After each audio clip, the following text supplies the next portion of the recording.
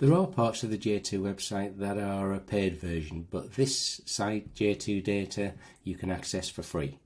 I'm going to run through three of the elements on here. I'm going to run through pictograms, charts, and the branching database. So if we start with pictogram, a pictogram is aimed at probably early years or year one.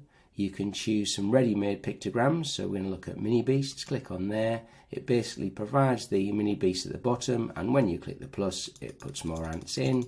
When you click the minus, it takes them out, and it very nicely resizes everything so it fits in the browser. So if I do lots and lots of butterflies, it decreases everything so that we fit them all in. And you can use this for children doing mini beast hunts.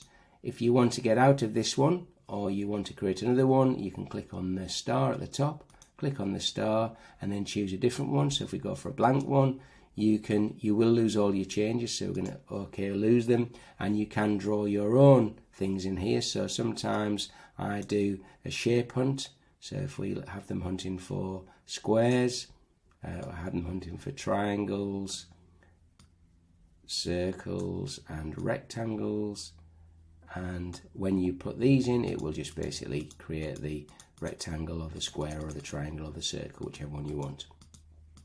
Quite simple. I tend to put this on the board with the children. They go off looking for something. When they come in, they click on to found, say they've found one, and then we count them at the end and look how the pictogram is looking. You can also drag things down. So if we have lots of these different themes, we can see we've got a Halloween theme, we've got other themes here, we've got animals. You can then choose an animal. So if it was a lion, you can then drag the lion, and you can put the lion into the box, and then it will create lions for you if you wanted to put different pictures in. So that is the pictogram. In terms of saving, you'd have to be on the paid version to save, but you can print, but it's great for introducing pictograms to children. If we now look at the next one, we're going to look at, which was chart. We got at the top here, you can see chart. Chart again comes with some ready-made ones. So if we look at the days, we can choose whatever it might be. It might be number of children having school dinners on these days. So if we just put our numbers in, you can see as we put them in there, change to suit whatever numbers I'm putting in. And then what we can also do is we can compare the different types of charts, so a block with a bar, with a pie, with a line, and everything is dynamic. So if we do change anything, so if we change Fridays to 12, once I press enter, you can see that they all change and adapt at the same time. We can also see it without the table. We can see the different charts.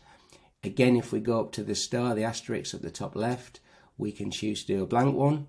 And you would choose what items you want in. So it could be colours of cars. So if we had red cars, blue cars, or whatever it might be, it could be a vehicle hunt. So we could be having sat outside the school, and we could be looking for how many cars pass. So we could be looking at cars, we could be looking at lorries, we could be looking at whatever we want to look at. So we can do a chart to suit ourselves, and then we put the numbers in as and when we put them in. You can see that we've got our own chart. Again, we can compare bar, pie and line with everything else as well. So that's again quite simple, probably aimed at years 3 and 4, getting them to compare different elements. You can change the colour of the thing. So at the moment car is red. If I click on the red, we can change car to be yellow and lorries to be light blue. You can change them. Again, you can't save, but you can print. The last one we're going to look at, if we click on the if we go out of there and we go up to branching database now, click on the branching database. Branching database is brilliant. I'm going to just do one with animals. So I'll do a blank one with animals. And what we can do here is we can drag whichever animals we want to change into our box on the right here. So if we drag the lion, we go for an anteater, we go for a bird, we'll scroll down a little bit further. You can have as many of these as you want. We'll go for a monkey and we'll go for a frog. So they're the animals that we want to discriminate and do a branching database for. So if we click on sort, bottom right, we're then going to ask questions. So it might be, do you live in the jungle. And then all we do is we move them thumbs up or thumbs down. So we'll assume it's just a normal common or garden frog and that doesn't live in the jungle. Monkey definitely does. We'll have a bird, just a British bird, that doesn't. Anteater does, and we'll say that the lion is king of the jungle, so it does. So that's separated them out. We press OK. We now ask a new question.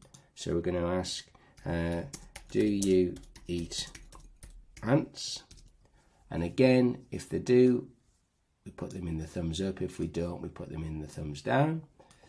So we've got the monkey and the lion in the thumbs down, anteater in the thumbs up. Press OK. Then we have another one. So can you fly?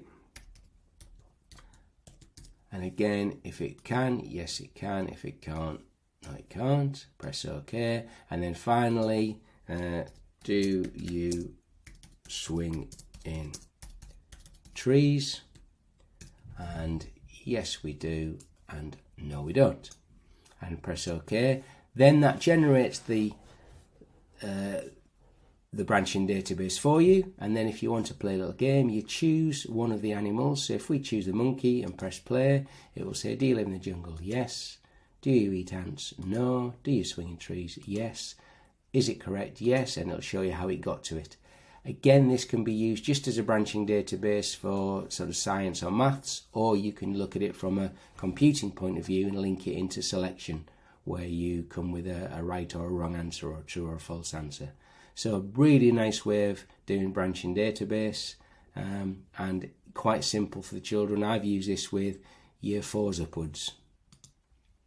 And you can do the advanced version, just gives you a little bit more information on the animals. So it just gives you a little bit more on the animals. You can click on them and you can put descriptions in for the animals as well, or whatever characters you're using. So that's the advanced version. So that's the branching database, and that's everything within the J2 data environment.